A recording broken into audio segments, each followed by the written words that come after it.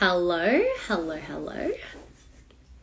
Welcome to this live, an impromptu live with a incredibly important topic, possibly a controversial topic. So I'm going to be extremely cautious, but still authentic with my words. Hello, everyone who's joining. I hope you can see the title of this. So I'm going to be talking into why you need to stop having an emergency money account, an emergency savings account, a fire extinguisher account. So I'd actually love to know, do you refer to an account of yours, most likely your savings account, do you refer to it as your emergency account, your backup account, your safety net, your fire extinguisher? I'd actually really love to know if you do this. If you don't, awesome. Awesome. But I'm going to talk into why you need to stop having an emergency account. And first of all, I want to say it was very interesting, and I'm not here to point out or talk poorly or anything else. I just need to share something that just really ruffled my feathers. Ruffle, who says that? But I actually started following a podcaster who is one of the top podcasters around talking about money, and I started following her Instagram, and one of the lives or reels popped up, and it was a recording of her talking about how she really encourages all of her listeners to have an emergency account, a fire extinguisher account. And I just had to unfollow straight away because I want you to understand why it is a bad idea. Hey Peter, hello, yay. I need you to understand why it is so bad for you to be using these terms. So your words become reality. What you speak into becomes reality, right? And I could go on this whole mindset, life coaching, down the rabbit hole with you, but I know you're a smart person, and I know you understand what we talk about, what we speak about, we bring about in our lives. And hello, Alinta, hey gorgeous. So I'm trying to see how else I can say it, but there's no way to extra explain it. If you call your savings account an emergency fund, what do you think you are going to attract in? Emergencies. If you call your savings your safety net, what are you going to attract in? Situations that cause you to have something to catch your fall, something to bail you out. Negative shit. Thanks, Peter. Yes.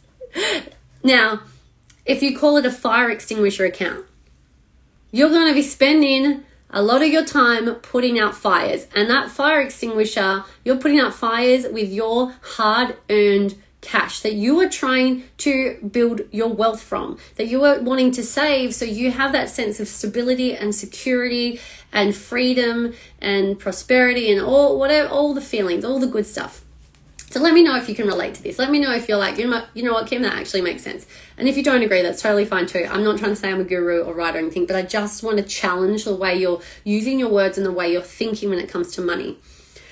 Now, this also leads me into, you can either operate from a thriving consciousness or a survival consciousness. Survival consciousness is flight or fight, victim ego space. So whenever it comes to money and you're in survival, you are constantly putting out fires. You're like, I need money in the bank so I can, if there's an emergency, I have something down, not left short. You're in that survival. So you're never going to feel abundant. You're never going to feel like there's enough, because you're always going to be feeling like something's around the corner. However, if you refer to how you save your money in words in a space of building wealth, I honestly call mine my savings, because to me, my savings, it's my self-worth account actually. It's our self-worth account.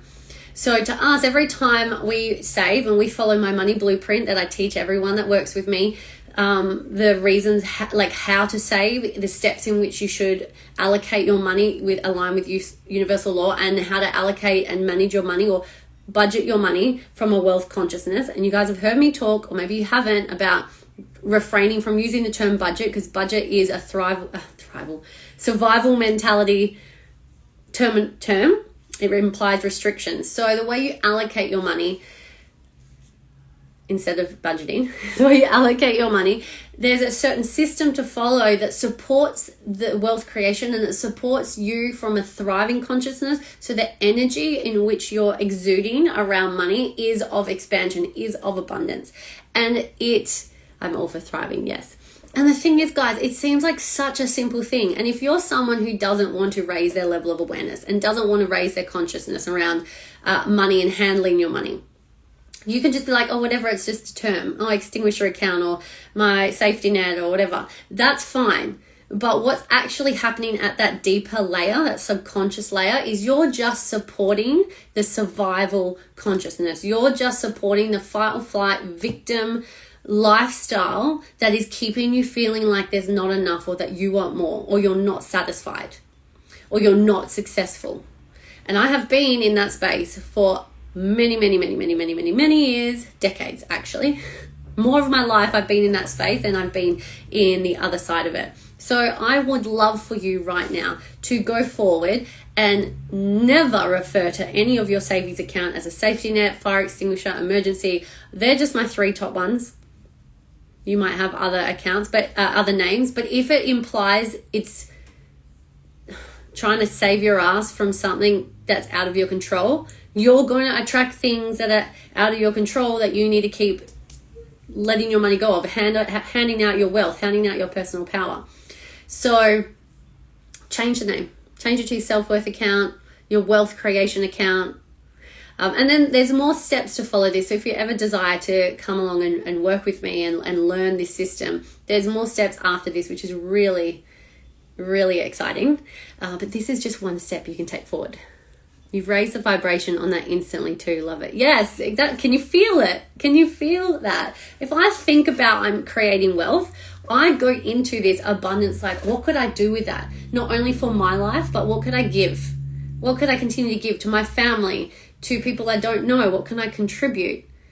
And it's this, when you're in this state, whether you earn a little or a lot, you feel abundant, you're vibrating that abundance, you're going to attract more in. And this is what they say, the law of attraction. There's a lot of deeper layers into that. But what you put out is what you attract back in. And if you're operating from survival, as in, like, need to save more just in case there's an emergency, every couple of months, most likely you're going to have an emergency. Or these are the common emergencies that I hear with my clients. I was finally getting ahead and then the dog got bitten by something and I had to go to the vet and it was $2,000. And I was like, I'm not a pet owner. But I was like, don't you have pet insurance? Yeah, that was with pet insurance. And I'm just like, shit, pets can be quite pricey. If that's like, to me, it's not a high value to have a pet in my life right now. But usually vet bills are quite expensive, or are something that you're not really expecting, because you're not going to expect your dog to get bitten by a snake. It's just the first example that came to my head, guys. But you know what I mean? And then you've got to go do that. And Lisa, this is us all over. Yeah. And, or what some other things, I actually, years ago when I ran a really successful online health and wellness business, and one of the I ran wellness challenges, and the prize money we put on for this challenge was $2,000. It was a 4-month challenge for health and fitness. And the woman who won, so deserving, and she was like, oh my God, I can't believe I won. I'm in tears. I'm so grateful. My car just broke down and it's going to cost me $2,000 to fix. And I had already started learning about all this money stuff. I was on my journey with all this, right?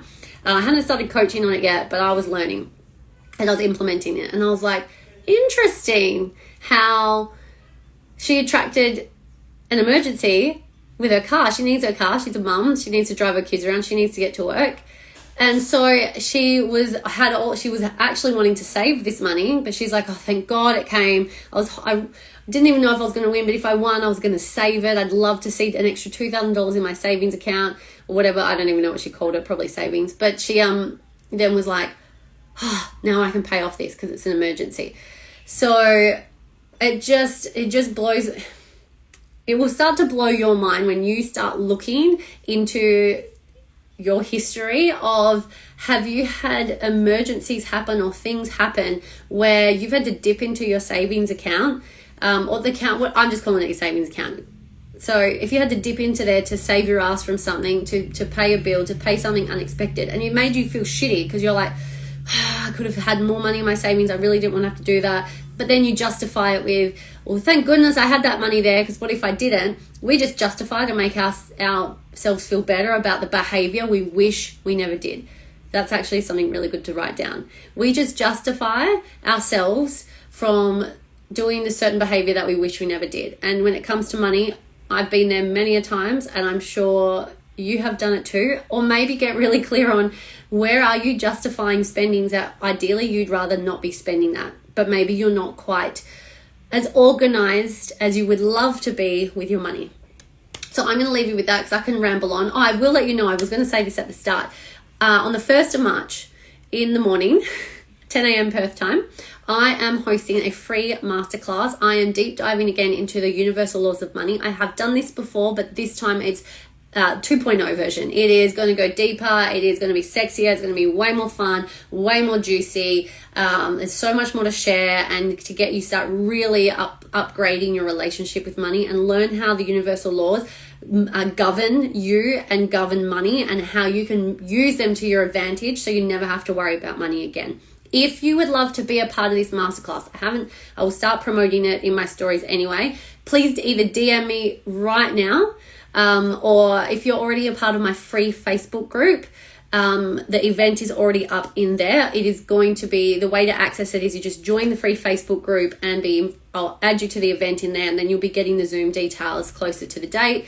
You should be able to access my free Facebook group from the link in my bio. Otherwise, just slide into my DM, say, hey Kim, I'd love to access the free masterclass coming up, and I would love to extend that invite to you, and you can come in and access all this knowledge and coaching for free. It is going to be life-changing. And going forward, in summary from this, stop referring to your savings account as an emergency fund, a safety net, a fire extinguisher, or anything of the sort, because all you are going to do is manifest emergencies or fires that need to be put out, or and so on. So take that advice or leave it. But I really hope that got you thinking differently. Thank you so much for jumping on live. And if you found this really valuable, I would absolutely love for you to share this in your stories. Share this. It will now come up as a post on my feed. And I'd love for you to share it and tell more people about this so they can stop fucking themselves over financially, just by this one small little tweak. All right. See ya.